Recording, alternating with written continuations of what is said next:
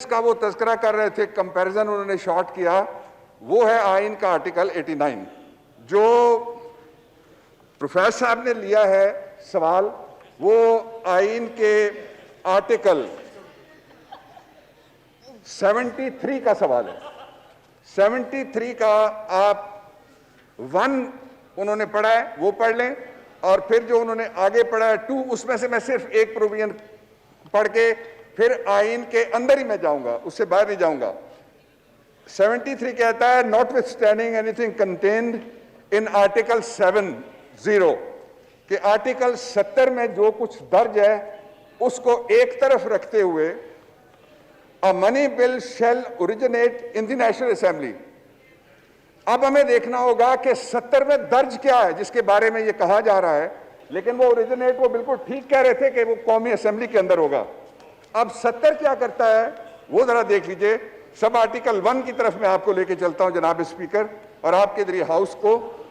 A bill with respect to any matter in the federal legislative list may originate in either house and shall, if it is passed by the house in which it originated, be transmitted to the other house, and if the bill is passed without amendment by the house also, it shall be presented to the president for the assent।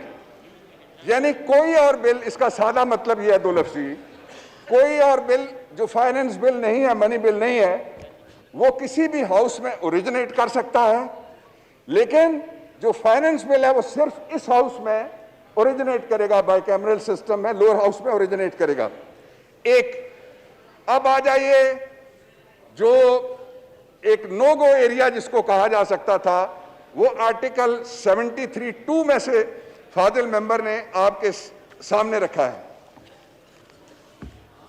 अब 2 में मैं आपको पढ़ के सुनाता हूं कि for the purposes of this chapter, आइन का article 73 sub article 2, for the purposes of this chapter. Next is comma, a bill or amendment shall be deemed to be a money bill if it is containing the provisions dealing with all or any of the following matters, namely। अब ये इन्होंने enlist किया है पूरा कि ये मामलात अगर होंगे, और वो बिल्कुल ठीक पढ़ रहे थे जो उन्होंने आगे भी पढ़ा, लेकिन जो कॉन्स्टिट्यूशन है उसकी अंडरस्टैंडिंग और रीडिंग, उसके अंदर सबसे बुनियादी तरीका जो टूल इस्तेमाल होता है उसको पढ़ने का, समझने का और समझाने का, वो उसका बेसिक स्ट्रक्चर क्या है। ऐसा नहीं किया जा सकता कि कोई एक, और इसके ऊपर सारी जजमेंट है सुप्रीम कोर्ट ऑफ पाकिस्तान की कि बेसिक स्ट्रक्चर के ऊपर हम जाएंगे। जब हम बेसिक स्ट्रक्चर के ऊपर जाते हैं तो अब मैं आता हूं जो हमाद अजहर साहब जिसकी तरफ इशारा कर रहे थे। अब आ जाइए मेहरबानी करके सर 2 सफ़े छोड़ के आइन के आर्टिकल 89 के ऊपर, जिनमें ये आइनी जुबान है और आइन के अंदर एक्शन लेना जरूरी है। आइन के अंदर रह के, मैं एसआरओ की बात नहीं कर रहा। Make and promulgate the ordinance as the circumstances may desire. अब इसको जब 18th कॉन्स्टिट्यूशनल अमेंडमेंट में देखा गया तो इसका बहुत लंबा एक पूरा चैप्टर बना दिया गया आइन के आर्टिकल 89 का। आर्टिकल 89 में खत्म कर ले जी। आइन के आर्टिकल 89 में जनाब स्पीकर, अगर किसी जगह ये लिखा हुआ है, क्लासिफिकेशन है कि कौन सा ऑर्डिनेंस हो सकता है और कौन का ऑर्डिनेंस नहीं हो सकता, और अगर ये भी लिखा हुआ है कि मनी बिल के बारे में ऑर्डिनेंस जारी नहीं किया जा सकता, तो फिर यह नुक्ता ठीक होता। उसका सबब यह है कि जब आइन हम पढ़ते हैं, अदालतें ये कहती हैं, उनको इंटरप्रेट करते हैं, जूरिस्ट कहते हैं कि जो 4 फादर्स ऑफ द कॉन्स्टिट्यूशन है, जो उन्होंने ओमिशन रखा, यानी जिस चीज शामिल नहीं की उसको बाय इंप्लीकेशन शामिल नहीं किया जा सकता। इसलिए जो ऑर्डिनेंस जारी किया गया है उसको फौरन हाउस में लाएंगे, हाउस में से उसकी लेजिस्लेशन होगी, उस पे हम उसको कमेटी में भी भेजेंगे, लेकिन ऑर्डिनेंस बिल्कुल जायज है और आइन के मुताबिक है। जी हाँ जी एसएन साहब। अच्छा, मैं ये पूछना चाहता हूं कि क्वेश्चन और हमने नहीं करना है आज? नहीं कर जी। मैं सर चलो क्वेश्चन और जारी है। चलो ये टाइम जो है सारा उसमें कंज्यूम हो रहा है। सर बड़े बड़े अदब के साथ प्लीज। सर, मैंने एक बड़ा सीधा और सादा सवाल किया था कि पाकिस्तान के आइन के आर्टिकल 73 में मैडम आप थोड़ा प्लीज, मैं थोड़ा सी ले लूँ, बात करूँ ना प्लीज। सर, पाकिस्तान के आइन के आर्टिकल 73 में बहुत सीधी और सादा अंग्रेजी जबान के अंदर लिखा गया है, notwithstanding anything contained in article 70 A money bill shall originate in national assembly. Bill नहीं है कि आप उसको ऑर्डिनेंस भी ला सकते हैं या यहां पे भी ला सकते हैं। शैल इशू किया गया है कि अगर कोई ऐसा बिल होगा जिसका ताल्लुक मालियाती मामले से होगा, it shall originate in this house. उसमें कोई अगर मगर नहीं है। और यह बात भी मैं रिकॉर्ड पे लाना चाहता हूं कि इस हुकूमत का वतीरा है कि जो सवाल किया जाए वो जी पिछले ये हुआ, पिछला ये हुआ, पिछला ये हुआ। SRO का जो कल्चर है वो हमारी ही हुकूमत ने अल्हम्दुलिल्लाह ख़त्म किया था और हमने उसको पाबंदी लगाई थी कि SRO के जरिए कोई रद्दोबदल नहीं हो सकता। सो अब मेरी गुजारिश इतनी है कि यहां पर वाज़े लिखा है कि money bill shall originate here. अगर इसकी कोई और शक्ल परमिसिबल होती तो ये अलहदा से तखसीस करने की जरूरत नहीं थी। Procedure with respect to money bills, यहां पर इसको अलहदा मेंशन करके ऑर्डिनेंस के जरिए नाफिज करने का भी दरवाजा बंद कर दिया गया है और कोई और तरीका जो है वो जायज नहीं है। पाकिस्तान के अवाम पर किसी किस्म का टैक्स लगाना हो, उस टैक्स की रिमिशन करनी हो, किसी किस्म की तब्दीली करनी हो, उसकी तजवीज़ की मंजूरी ये हाउस दे सकता है।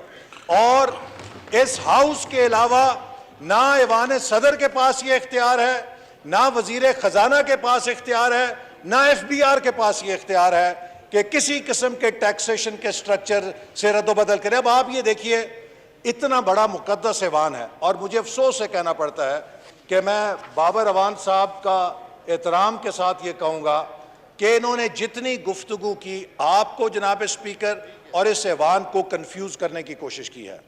जो इन्होंने आर्टिकल 70 पढ़ा है that relates to simple legislation, उसका इससे ताल्लुक नहीं है मनी बिल से। यहां पे मनी बिल के लिए अलहदा जिक्र किया गया है कि मनी बिल जिसमें किसी किस्म का मालियाती मामला होगा उसे कैसे किया जाएगा। और जब यहां पर शैल का लफ्ज लगा दिया गया, it shall originate in this house, तो फिर ऑर्डिनेंस से भी दुनिया की कोई ताकत नहीं ला सकती। जनाब स्पीकर, ये आपके इख्तियार का मैं सवाल कर रहा हूं, ये आप इस ऐवान के इख्तियारात के अमीन हैं। You are custodian of this house. आपने इस आइन के अंदर इस ऐवान के जो हकूक हैं उनकी हिफाजत करनी है। तारीख की निगाहें आपकी तरफ हैं, तारीख रिकॉर्ड हो रही है। थोड़ा आपको कि क्या स्पीकर कौमी असेंबली आइन में जो इस ऐवान के इख्तियारात दिए गए थे उनके साथ खड़ा हुआ था या जो बुलडोज करने की कोशिश की गई थी उसके ऊपर आंखें बंद कर ली थी?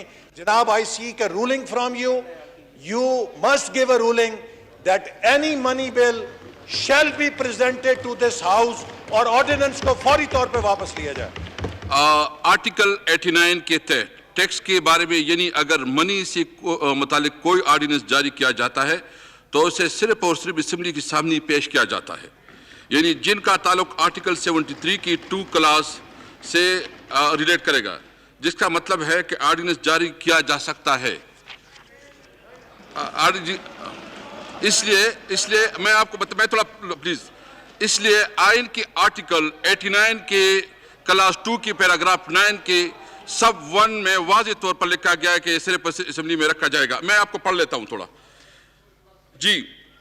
Before the national assembly if it is contains provisions dealing with all any of matters specified in the class 2 of article 73 and shall stand repealed at the expiration of 120 days from its promulgation or it before the expiration of date period.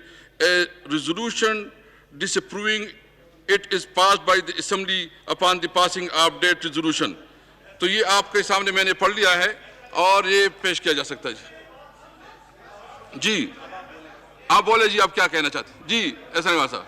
जनाब speaker, मैं आपको अदब से ये कहूंगा, देखिए ये जो हम बात कर रहे हैं ये कोई मामूली बात नहीं है, ये पाकिस्तान के आइन का मसला है। और आपको मालूम है कि पाकिस्तान की अदालतें बारहा ये कह चुकी हैं कि इस मुल्क की पार्लियामेंट को पार्लिमानी मामलात को अपने अंदर बेहतर तौर पे हल करना चाहिए। हम नहीं चाहते, ऐसे इकबाल साहब, मैंने इसके ऊपर हम नहीं चाहते, एक मिनट जनाब स्पीकर, हम नहीं चाहते कि आपके इस चेयर से कोई ऐसी रूलिंग आए कि जिसको हमें अदालत के सामने लेके जाना पड़े और कल को अदालत को उसे स्ट्राइक डाउन करना पड़े। ये इस ऐवान की तौहीन होगी। आपसे मेरा मैंने आइन पढ़ा है। Just 1 minute please. एक मिनट, मेरी बात सुनिए। मैंने आइन आपके सामने पढ़ा है। जी, मैं भी आपके पास ये अख्तियार है कि उसको चैलेंज करें, जिस भी आप उस लेवल पे आप चैलेंज कर सकते हैं। मैंने आइन के मुताबिक आपको किया जी। जनाब स्पीकर, मैं आपके सामने आइन पढ़ता हूँ। मैं भी आपके सामने कोई अलफ लैला की किताब नहीं पढ़ रहा, आइन की किताब से ही पढ़ रहा हूँ जी। पढ़े सर प्लीज। आर्टिकल बाबर साहब, आप थोड़ा स्टडी कर ले, आपस में थोड़ा वो देख लीजिए। 73(1) आर्टिकल 73(1) नहीं सर, एक मिनट, ये बहुत सेंसिटिव इशू है। मैं इस पे लीगल डिस्कशन करूंगा और मैं चाहता हूं कि हाउस को पता चले कि हाउस की क्या इसके ऊपर जी प्लीज। सर देखिए, आर्टिकल 73(1) के अंदर मैं फिर दोहराऊंगा,